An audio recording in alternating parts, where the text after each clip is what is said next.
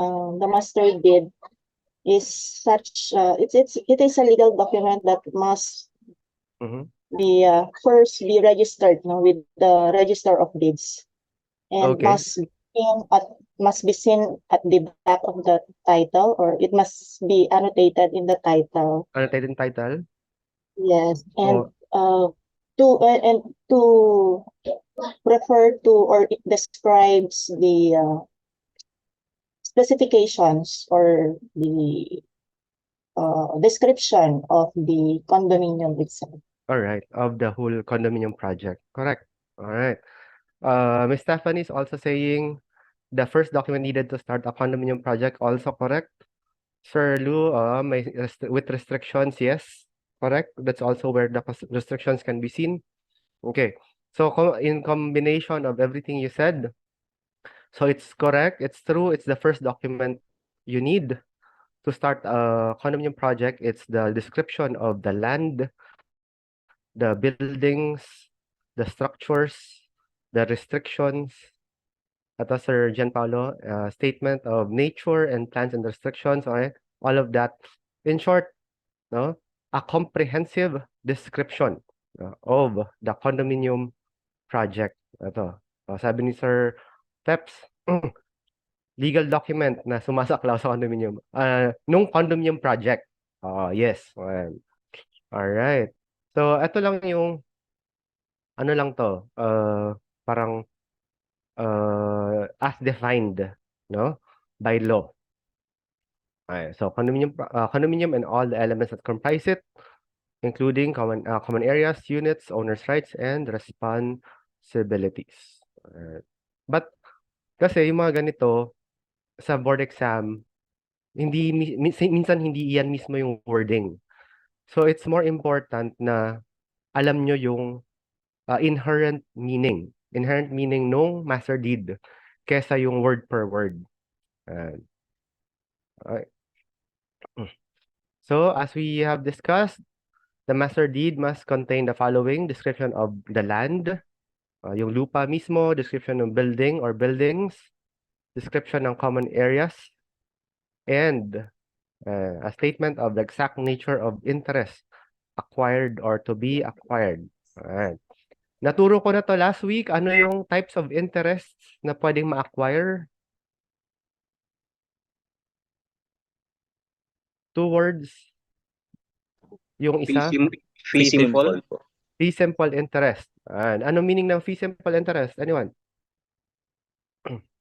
Ownership for a fee. Ay, ownership. Yung absolute ownership. Absolute ownership. Fee simple. Pag sinabing, ano yung isa aside from fee simple? Yung hindi absolute ownership. Yung leasehold interest. Leasehold interest. Leasehold interest. Kapag leasehold interest ang interest ng property, ano yung makukuha mo? What right would you have?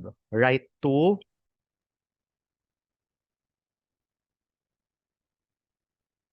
what? Hindi right to lease kasi nga leasehold na nga eh. So, right to what? It starts with letter P. Second letter O. Lahat to real estate terms to. Right, yan. Sir Philip, correct? Right to possess. Ayan. So, can anyone tell me anong difference ng ownership and possession? Ownership and possession. Sure. Yes, Miss Roxanne. Okay. When you say ownership, it means you have a legal title on it. Okay. Or legal over it. And what are sige. Because in possession, it means you have the de facto right only. It means you can possess something even if you do not own it. All right. Good. All right. Okay. Okay. Thank you, Miss Roxanne. All right. So, especially sa mga first termers, as early as now, know the difference between ownership and possession, which is very vital in the real estate knowledge and practice. So, for example, tanong natin si Miss Christine. Miss Christine, kaya mo? Good evening, sir. Good evening, oo. Kunyari lang, meron kang 1 hectare sa Quezon City. Yes po. Oo, pinamana sa'yo eh. Kaso, yung buong 1 hectare na yan, puno ng squatters. Ayan. Yes po. May title ka. Granted, may title ka. Okay. Question, who is the owner?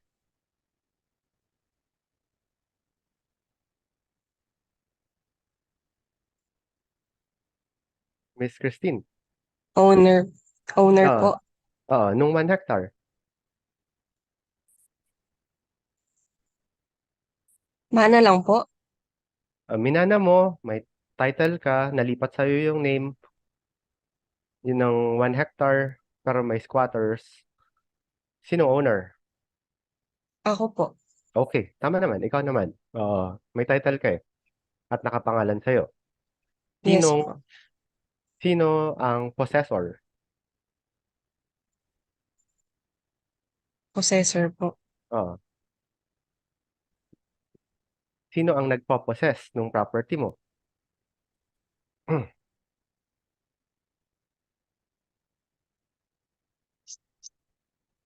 Yung nag-i-squat po. Oo, yung squatters. Yeah. Right. So even if you own it, you do not possess it. Yan. And sinagot din nila nila Ma'am Cynthia, Rochelle, Sir Lou Anthony, and Miss Stephanie. Okay. So in the same manner, Miss Chris, sorry. Miss Christine, meron kang Yes. bahay. Meron kang bahay, pinaupahan mo. Yung bahay, sa'yo. Pinaupahan mo. Sino owner? Ako po. Okay. Sinong possessor? Yung nagre-rent po. Yung nagre-rent. Or, in real estate terms, anong tawag doon? Less. Lessee. Lessee. Alright. There you go. Ay, yeah, the lessee. Okay. There. Alright. So, yun lang naman yon. Just know the difference between ownership and possession. 2 different things. Alright. Ano pa yung dapat daw na nasa master deed? Certificate of the registered owner of the property. Kasi nga, pwedeng ikaw magpapatay ng condominium pero hindi sa'yo nakapangalan yung property. Survey plan of the land, diagrammatic floor plans of the building or buildings, and reasonable restrictions not contrary to law, morals, or public policy. Right. So amending or revoking the master deed. So we discussed this also last week. To amend is to change. To revoke is to cancel. Right. So how do we amend or revoke the master deed? So it can be revoked or amended by what? By executing an instrument by the simple majority of the registered owners. Kapag sinabing simple majority, is it based on what's this? Floor area or per unit?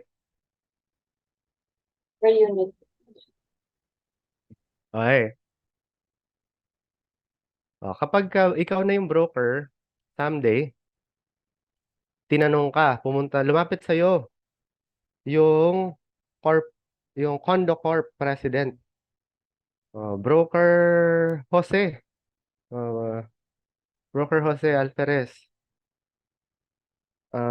Paano ba namin i-revoke or i-amend yung master deed ng condo namin kasi may gusto kaming palitan. Yan. Good evening po, sir. Good evening. Oo. Yeah po. Ano po, sir? Yung majority po ng mga owners po dun sa property po, sa condominium owners po. Yes. Yes, tama. Broker Jose, per unit ba ang count o or floor area? Floor area po. Floor area. Okay. Okay. Sige. Thank you, Broker Jose. Okay, ngayon, ang ituturo ko na nawa, yung mga ganong klaseng sitwasyon, pagka lumapit sa'yo yung client, huwag sagot agad. Probe. Have probing questions. Ang una mong tanong dito is, exclusively ba yan for residential and or commercial or mixed use? Yun ang unang tanong. Diba? Kasi kapag exclusively siya na residential, meaning walang businesses, walang nagre-rent na bank, walang grocery sa baba, except yung maliliit lang iba yun, ano lang yun parang amenity lang yun Pero yung biglang may Save More, biglang may Robinson Supermarket, iba-iba na yon. Pero kung exclusively for residential, ano ang basis natin?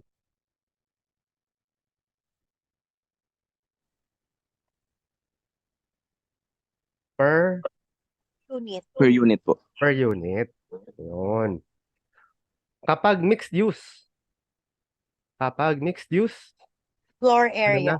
Floor area. Yun. So, hindi sagot agad pag may lumapit sa yung ganon. Probe mo muna yung situation. What happened or what's happening. Diba? Alright. Next. So, kapag magre-revoke daw or mag-amend, kailangan mo isubmit yan sa DHSUD and sa city or municipal engineer for approval. So, until na-amend or revoke, ang master deed, ang mag-a-apply dyan ay yung provisions pa rin ng Condominium Act. Alright. So, dito, anong sabi dito? If you transfer or convey a unit, kasama anong kasama kapag nag-transfer ka ng unit? Anyone? Common areas. Common areas. And, meron pa? Undivided interest. Undivided interest in the common areas and membership sa Membership or shareholdings saan? sa condominium corporation. And Condominium. sir, yung Yes, sir. Sige. Hindi na marinig. Okay. Malabo na, sir. Ayun. Okay. Hindi na marinig, sir. Okay. So, yun. Undivided interest in the common areas and membership or shareholdings in the condo corp. So, pag ibebenta mo daw yung unit mo as much as possible to a Filipino citizen or a corporation which is owned by 60% Filipino. Alright. Alright. Ngayon, meron kang ready buyer. Meron kang ready buyer, kaso, Singaporean. Ayan. Anong remedy? Anong remedy? 40% lang ang pwedeng mabenta, sir. Hindi, oo. Yeah. Sa buong condominium. So, hihingi ka ng clearance sa condo corp. Ayan. Just stating na even if bumili itong Singaporean na ito, less than 40% pa rin ang foreign ownership. Ayan. Okay. Kasi if not, and especially kung lumagpas, the sale will be invalid. Okay? Alright. Sabi dito, ito lang naman yung yan, kapag kayong sale daw na ibenta sa foreign entity, foreign person, or foreign corporation and lumagpas sa 40% yung foreign ownership, the conveyance shall be invalid. Ayan. Binaliktad ko lang. Valid lang siya kapag hindi lumagpas ng 60%. Meaning, pag lumagpas ng 40%, invalid. Ayan, ito yung sinasabi ko. Certificate of the management body of the project. Ayan. You will ask the condo corp for a certificate that allows the buying of the foreigner. Buying of a foreigner into the project. Okay. Alright. Hindi na tayo umabot dito, no? Disposition of unit. Bago na to. I think. Okay. So, kapag nag-register ka ng instrument conveying a condominium, what does it mean? Ano lang yan? Yung nag-deed of sale ka. Binebenta mo yung unit mo. Ayan. So, the register of deed, upon payment of the fees, annotate the conveyance on the certificate of title covering the land included within the project, and the transferee shall be entitled to the issuance of a condominium owner's copy of the pertinent portion of such certificate of title. What it means is, kapag nagbenta ka ng unit mo, nag-register sa Register of Deed, mag-annotate na magpapalit din yung part ng owner doon sa portion ng land. So kasama yung portion of land doon sa binenta mo na condominium unit.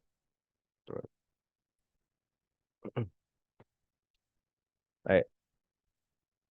So, as a condominium unit owner, ano daw ang rights of a unit owner? Someone read for us, letter A, absolute ownership of his unit, letter A. Miss Cynthia, yes, please.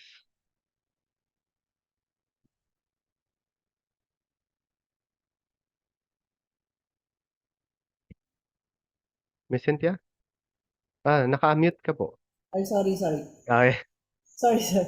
Absolute ownership of his unit, the boundary of the unit, granted are the interior surfaces of the perimeter walls, floors, ceiling, windows, and doors thereof, provided that in the case of an industrial estate condominium projects, wherein whole buildings, plants, or factories may be considered as unit, the boundary of a unit shall include the outer surfaces of the perimeter walls of said buildings, plants, or factories. Okay. Thank you, Miss Cynthia. So there are two things here that you will have to take note of. Yung una, It just pertains to residential condominium unit. Kapag daw residential condominium unit, okay, you have absolute ownership of what? Interior surfaces of the perimeter walls, meaning yung dingding mo, floors, yung sahig mo, ceiling, yung kisame mo, windows and doors. You have absolute ownership of all those. What does it mean? Pwede mo bang palitan yung paint ng unit mo? Yes. Pwede. Pwede. Pwede mong palitan ng tiles? Pwede. Yes. Pwede. Pwede mong palitan ng pintuan? Yes. Pwede. Oo. Pwede. Oo. Yan. Absolute. Lahat yan. Absolute eh. Absolute ownership. Yan. Yung second part nito, pero daw kung industrial estate condominium, iba naman yon. Kapag industrial estate condominium, buong building, plant or factory is a unit. Kung ganun daw, sa'yo pa rin yung outer surfaces. Sa'yo pa rin yung dingding sa labas ng building, plants or factories. Bakit niya sinabing ganun? Kasi sa residential condominium unit, yung dingding mo sa labas, pwede mo pa bang pintahan? Hindi na. Hindi. Yung sahig sa labas, pwede mong palitan ng tiles. Hindi. Hindi na, oo. Yun. Kaya yung sinabing ganyan. Except kung industrial estate condominium. Yan. So, pati yung labas. Pwede, sa'yo. Residential, hindi. Okay. So, pahaba na pahaba. O ano pa? Yung absolute ownership of this unit. Letter B, someone else? Read. Kasi Sige po. Miss Elizabeth, yes. the following are not part of the unit. Bearing walls, columns, floors, roofs, foundations, and other common structural elements of the buildings, lobbies, stairways, hallways, and other areas of common use, elevator equipment, and shops, central heating, central refrigeration, and central air conditioning equipment. Sorry. Sorry na nagala. Ayan. For air conditioning equipment, reservoir, Reservoir, tanks, and pumps, and the other central services and facilities, pipes, ducts, fluids, ano to? Shots, di ko alam yan. Conduit, wires, and other utility installations wherever located, except the outlets thereof within the unit. Tama Okay. yun, sir. Okay. Yes, okay na yan. Thank you. Okay. So, sabi lang naman dito, hindi daw part ng unit mo. Yung, Yes. yan, bearing walls, foundation, floors sa common areas, lobby, stairways, yung elevator, yung central heating, yung tanks, yung pumps, yung pipes, chutes, yung garbage chute, yan, and wires and utility installations. Except daw yung electric outlet na nasa loob ng unit mo. Yun lang yung sa'yo. Alright. Yun lang naman. Sinabi lang na hindi yan kasama sa unit. Alright. Okay, next. Someone read for us? Another volunteer? Sir, Yes, sir. Yes, please. Sir Peps. a special permission to use the airspace within the boundaries of a unit is called an exclusive easement. This easement applies to the unit as it is right now and also allows for any local changes or renovations to the unit in the future. However, if the unit is destroyed in a way that makes it impossible to live in, the easement for that airspace will end automatically. Okay. Alright. So, yan na natin. I-dissect natin to. Minsan kasi no, nung binasa ko yan dati, yung parang isang basa ko, parang anong pinagsasabi nito? Parang gaano ba ka-complicated to? Pero actually, ano lang yan, ang meaning lang yan, no? Yung space daw na nasa loob ng unit mo is an exclusive easement, meaning you can use that absolutely. Right. Basta anything na nasa loob ng unit mo, you can use that absolutely. What it means is, sa loob ng unit mo, you can change or renovate, no? However you want, within the unit. And so, di ba ano pa nga eh, as long as you have a building permit, renovation permit, pwede mong ipatanggal yung ano eh, yung pader, as long as it doesn't change the structure of the building. Pero pwede yon, because it's your exclusive easement. Ayan. Eh ano daw yung sabi na, if it's destroyed in a way that makes it impossible to live in. Anong meaning yan? Eh, yun nga, meron kang, uh, antan, what's that, anong Tagalog nung parang pillar? Uh, yung pillar ng building. Ano? Uh, Foundation po. yung, poste, yan, Poste. parang ganun, oo. Eh, nasira mo. And because of that, it made your unit impossible to live in. Kasi, umano na, siguro, yung part ng wall, medyo naging unstable. Yan. Pag ganun yung mangyari, your right to your exclusive easement will end automatically. Alright. Meaning, you will relinquish your right to the unit kasi it's no longer possible to live in it. Yan. Okay. So, change any way you want, renovate any way you want, as long as it will stay or remain to be livable. Yun lang sabi dyan. Okay. So, paano daw yung co-ownership ng land and common areas? Ayan. So, ang co-ownership daw ng land and common areas is one share for each unit. One share for each unit. Okay. So, 5 yung unit mo, 5 yung share mo. Right. Eh, paano po yung yung unit ko, 3 bedrooms, yung kanya 1 unit. One lang, studio. Sabi dito, each unit. Each unit ang co-ownership. Hindi, walang sinabi na floor area. Right. So, meron ba ditong attached what's this? Right of an owner. You have the right daw to paint, repaint, tile, wax, paper, refinish, decorate inner surfaces of the wall.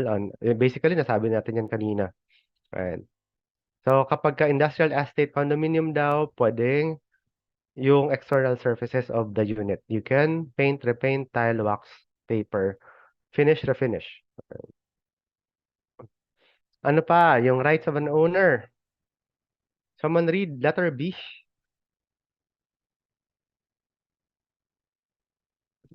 Miss Marian, yes, please.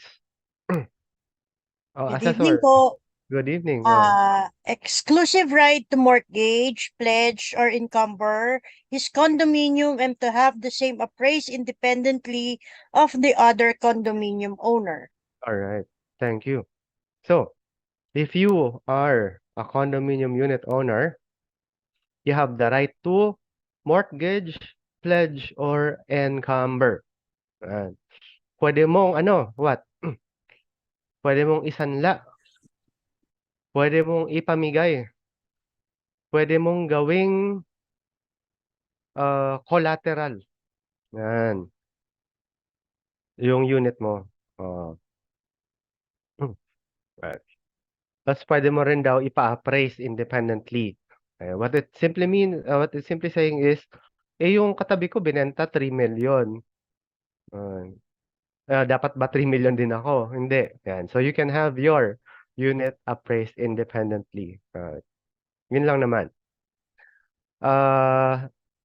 Next, letter C, someone read. Sir Philip, diba? You're raising your hand. Oh. Sige. Absolute right to sell or dispose is condominium unless the master deed contains the requirements that the property be first offered to the condominium owners within a reasonable period of time before the same is offered to outside parties. Okay. Alright.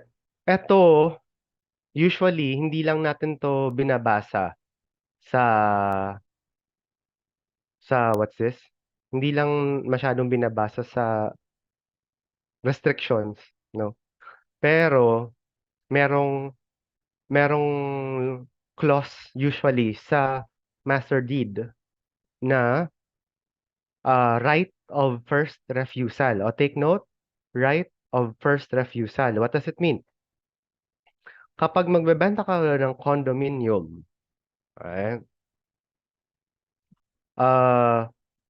Usually, you try to sell it to other condominium owners first in the same project. Reasonable period, siguro 1 month, 2 months, ganun. 3 months. And then, kung saka pa lang na within that time frame, walang bumili, then that's the time you can sell it to outside parties. Pero kung wala yan sa master deed, okay lang yan, wala namang problema. Pero minsan meron. So be careful lang. Pero actually wala naman na ano dyan. Wala naman nagkakaproblema dyan. Pero yan yung nasa batas. So just be aware of what's this? Of the law. Ayan. Okay. So may question dito, ano po ang ibig sabihin ng mortgage? Anong difference ng mortgage and encumber? Mortgage, so isasanla mo. Encumber is to ang totoong meaning kasi ng encumber is to make it difficult for something. Parang lalagyan mo siya ng hindrance to do something. So, in terms of real property, pag encumbered yung property, meaning you are putting what's this? Pwedeng kunyari you do not want you put encumbrance like for it not to be sold at a certain time, pwedeng ganun. What else? Usually kasi ginagamit sa Pinas at least kapag yung mortgage mo na foreclose, nagkakaroon siya ng encumbrance. So, yun, nagkakaroon siya ng problem. Yan. So, iba pa yung adverse claim. Pero cloud to title siya. Ang encumbrance is a cloud to title. Yes. Ang adverse claim is meron kang claim sa title. Meron kang claim sa title, ifa-file mo yan. Kasi baka ibenta nung tao na meron kang claim. Yun.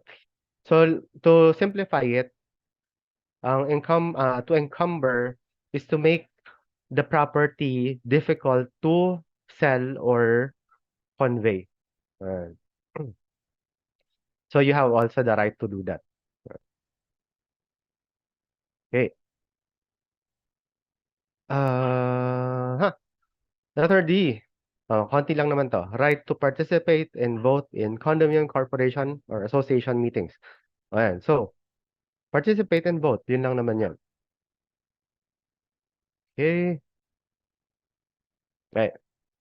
Partition by sale of the entire project. Ito daw yung mga rason para maibenta. Or not rason. Yes, rason din na pala. Or ways na maibenta yung buong project. Ay. Ano daw yung mga reasons? So, if many people own condos in a condo building, one or more of them can take legal action to divide and sell the whole building. And they can do this for the following reasons. Ayan. Ano yung mga reasons? Letter A, someone read. Miss Rochelle, please. Hello, sir. Yes. Can you hear me po? Yes, clearly. Okay. Okay. Letter A, that 3 years after damage or destruction to the project, which renders material part thereof, are fit for its use prior thereto, the project had not been rebuilt or repaired substantially to its state prior to its damage or destruction. Okay. Thank you. Okay. So, let's say yung condominium, lumindol. Lumindol nung 2020, 21, 22, 20. Tama. 2020. Nasira yung yung ibang part. Yung let's say basta hindi ko na alam kung anong part. Ayoko mag-imbento ng kwento. May nasirang ibang part. And so it was not the way it was. And 3 years na hindi pa rin nare-rebuild yung ibang parts or hindi pa rin nare-repair to its prior state. Pag ganun daw ang mangyari, pwede nang mag-start ng petition to sell the whole project. Not just the whole building, but the whole project. So that's one reason. Ano pa? Take note tong mga to kasi lumalabas din to sa boards. Yung reasons or how to sell the entire project. Yan. Next, letter B. Someone read.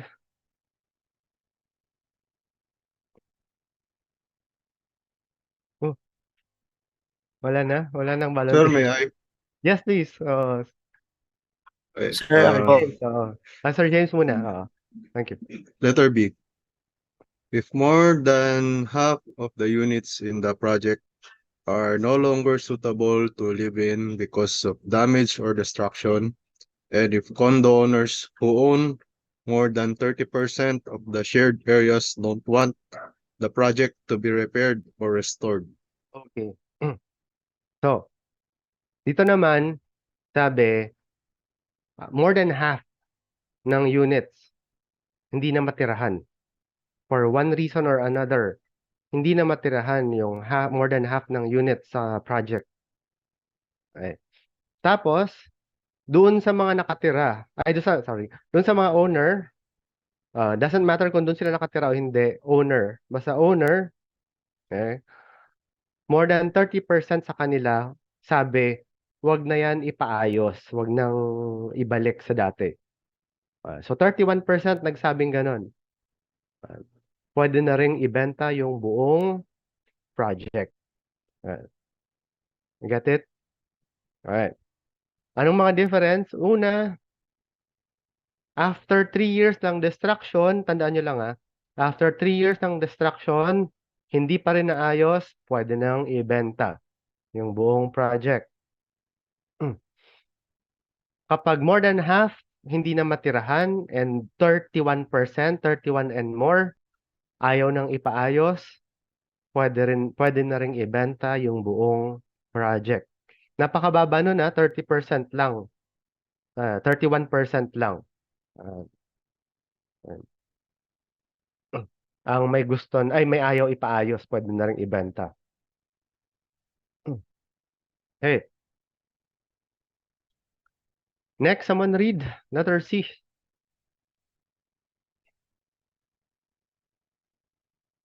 Miss Krisha, yes please.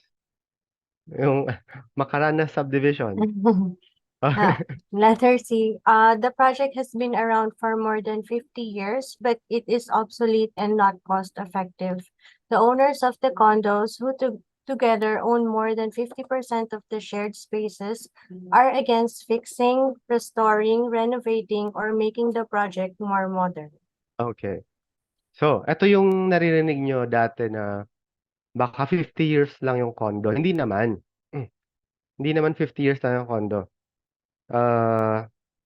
Ang sabi lang naman, more than 50 years na yung condo, tapos lumang-luma na, tapos parang mas mahal pa na ipaayos, i-renovate, pagandahin.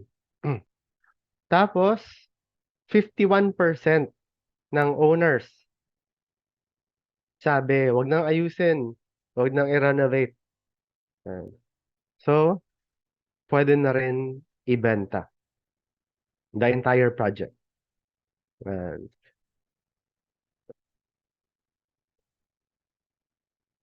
Right. Next, letter D, someone?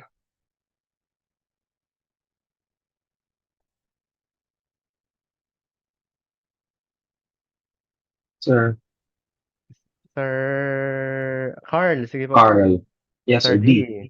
Ah, That the project or a material part thereof has been condemned or expropriated, and that the project is no longer viable, or that the condominium owners holding in aggregate more than 70% interest in the common areas are opposed to the continuation of the condominium regime after expropriation or condemnation of a material proportion thereof.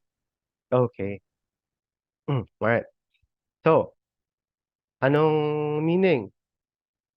Pag kinondemn, meaning sinabi ng government that the project is no longer livable, no longer habitable.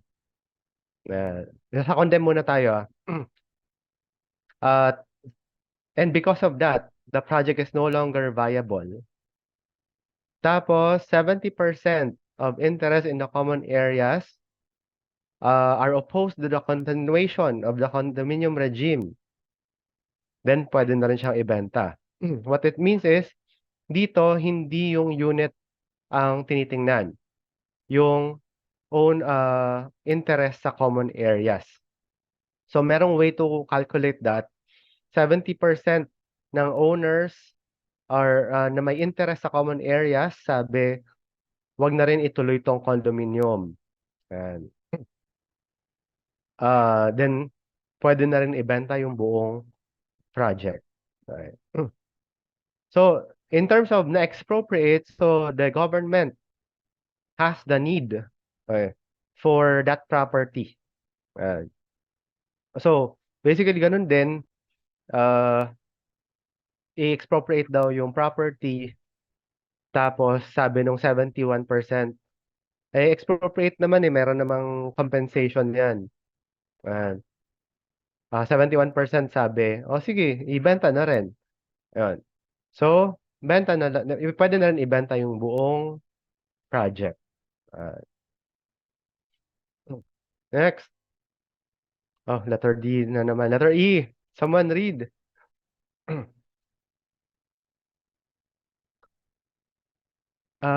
Miss Stephanie, yes, please. That the condition for such partition by sale set forth in the Declaration of Restrictions duly registered in accordance with the terms of the Condominium Act have been met. Okay. So, there are, what's this? Other ways as long as the terms in the Condominium Act has been met. Ayan. Ano daw yung conditions na yon? Okay, basically, ang condition na yon, hindi pa nakasulat dyan, is 100% 100% na unanimous decision.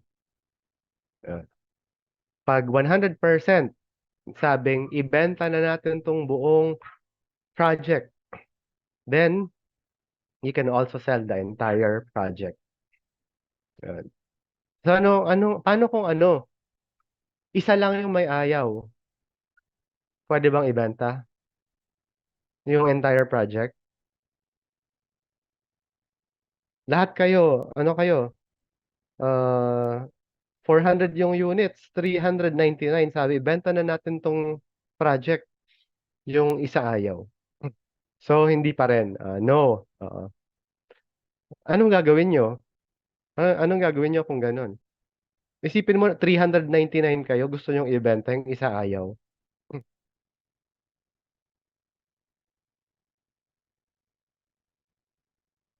Okay, pwedeng i-convince or bilhin yung unit. Pwede naman. Kausapin, Parmag, pwede pa rin. Pwede naman lahat yan. Okay. Huwag nyo lang ihulog doon sa, sa penthouse. Yun yung huwag nyong gagawin. Joke lang. Alright. Sige. Sige. Ayan. Next. Salient points na master deed of restriction. Alright. Okay. Ano yung salient points ng master deed of restrictions? Someone read? Quickly lang. Mga konti, maikli lang naman to. Anyone? Sir. Yes, please. The owner. The owner of a project must register a declaration of restrictions before conveying any condominium in the project. Okay. So, bago daw. Ato owner ng project to hindi to owner, hindi to condominium owners. Condominium unit owners. Yung restrictions daw, nire-register yan kasama doon sa pag-register ng condominium. Ayan. And before conveying it. That's why kapag bumili ka ng condominium unit, kasama na yung restrictions doon. Ayan. Next, please. The restrictions. Sir, Miss Rhea, please.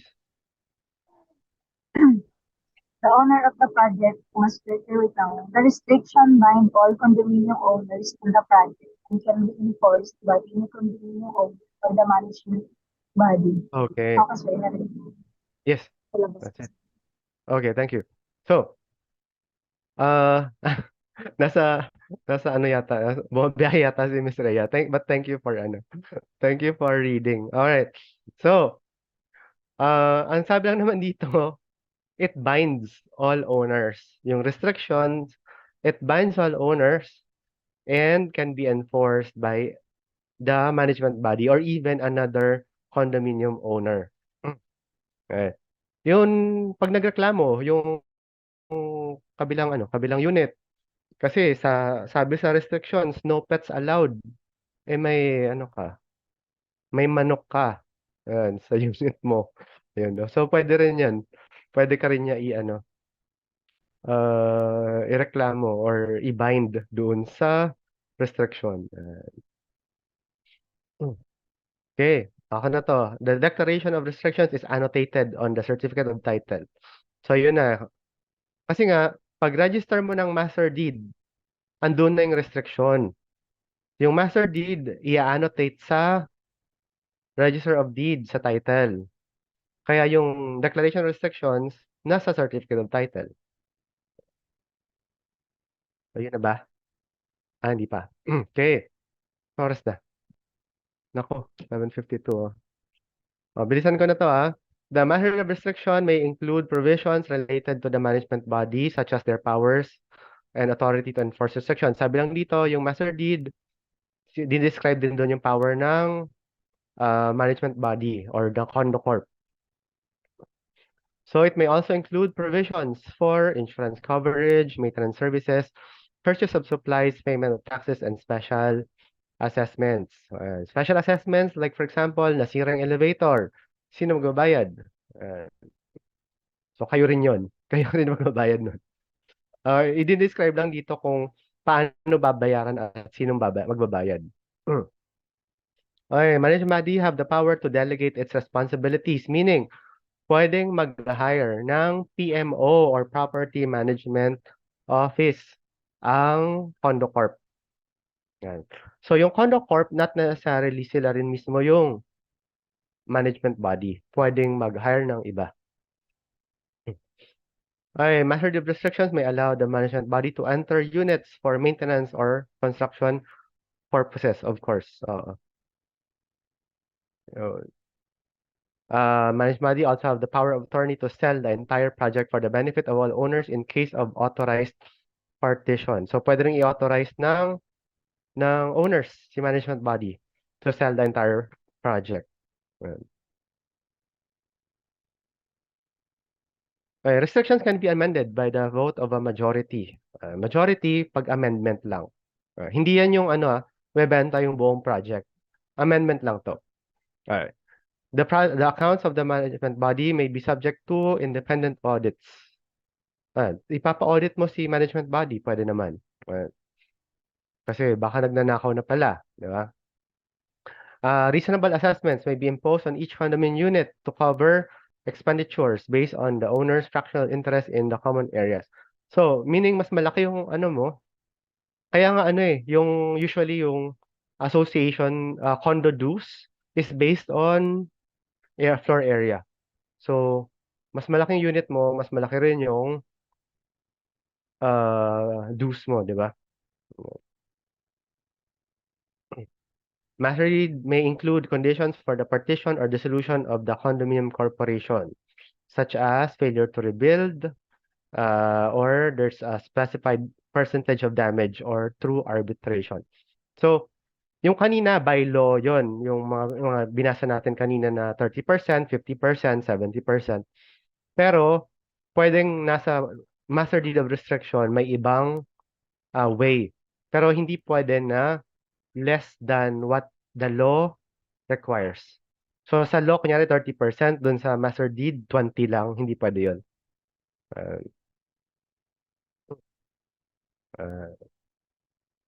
Okay, ito. So quickly lang, so meron ding, kung wala kayo dun sa subdivision subject, meron ding project knowledge seminar dito sa condominium. So you will simply present a condominium project to class. The guidelines I will send to the group chat. 4 din per group. So meaning 40 kayo ngayon, so mga 10. Mga 10 groups. Ito talaga mga 10 groups talaga to. Unless may absent, pag-usapan lang natin. So 20 minutes lang per group. Just tell us about the condominium project. Right. So quick, any questions before we go? O masyadong bumilis. 7:56 pa lang. Alright. Ayun. So, when does Ocean Juice should take effect? Yung should talaga, it should always be, what's this? Should always benefit the condominium unit buyer. Okay. Meron kasing time na siya lang yung nakatira. Kunyari, siya pa lang yung bumili ng buong condominium project. Sa buong condominium project, siya pa lang yung unit owner. So, hindi pa rin. Hindi pa siya supposedly magbabayad ng association dues. Kapag nag 50% yan, pwede na mag-negotiate ng half. Hati kayo ni developer. Wala siyang clear-cut answer dyan sa when will it take effect. But as long as the majority of the owners are hindi na developer, pwede na yan. It will take effect na. Tama. Yeah. Okay. Question dito sa ito yung midterms natin. So just siguro to help na lang the others, yung mga walang experience sa condominium, mag-group lang kayo sa someone who has. Yan, para meron kayong groupmate. Yan. So, tapos kung wala talaga, marami naman sa internet. I-research nyo lang kung magkano, nasaan, location. Hindi ko naman ni-require na parang ikaw yung developer. Parang lang, seller lang. Bebentahan mo lang yung kapitbahay mo. Yan.